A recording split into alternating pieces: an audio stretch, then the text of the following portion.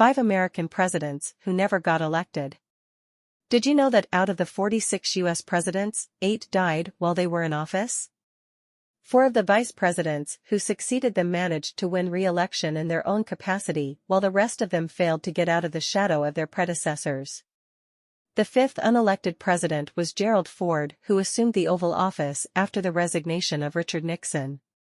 Let's take a look at these 5 presidents who never got elected. Watch the full video to test your knowledge of U.S. history by answering the question asked at the end. 1. John Tyler. He belonged to an aristocratic family in Virginia and used his father's influence to make his mark in American politics.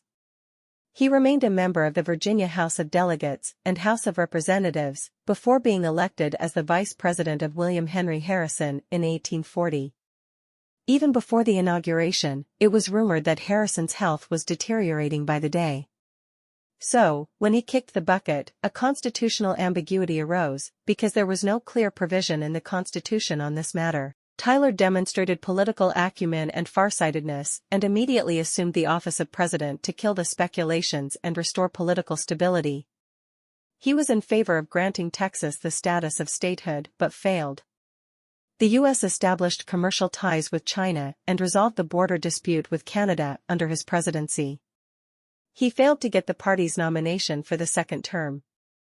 2. Millard Fillmore. Raised in abject poverty, Millard Fillmore found his way to the highest office through a mix of hard work and fate. He was nominated as a running mate for the Whigs' presidential candidate, Zachary Taylor, who was a war hero of the Mexican War.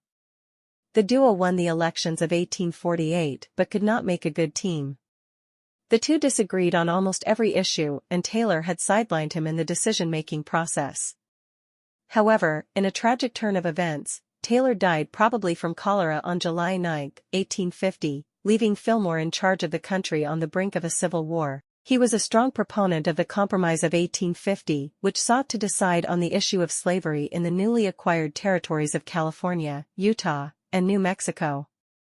He is remembered for signing the Bill of Compromise into law.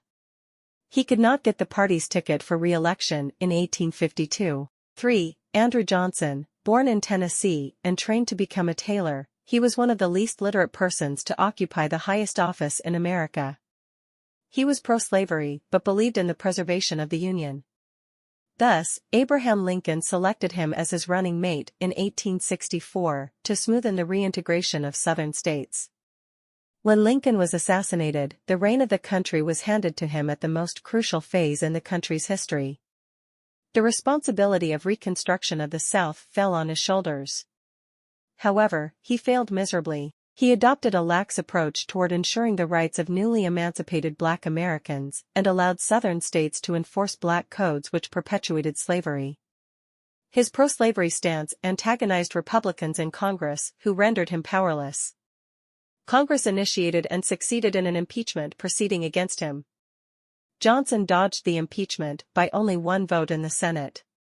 He is ranked as one of the worst presidents in American history. 4. Chester A. Arthur. Born and raised in New York and a lawyer by education, Chester Arthur became the 21st President of the USA after the assassination of President James Garfield in July of 1881. The duo had contested the presidential elections of 1,880 as nominees of the Republican Party. His biggest achievement was the reformation of civil services through which he put an end to the spoil system of public offices. Neither his party nor his health allowed him to run for re-election in 1884.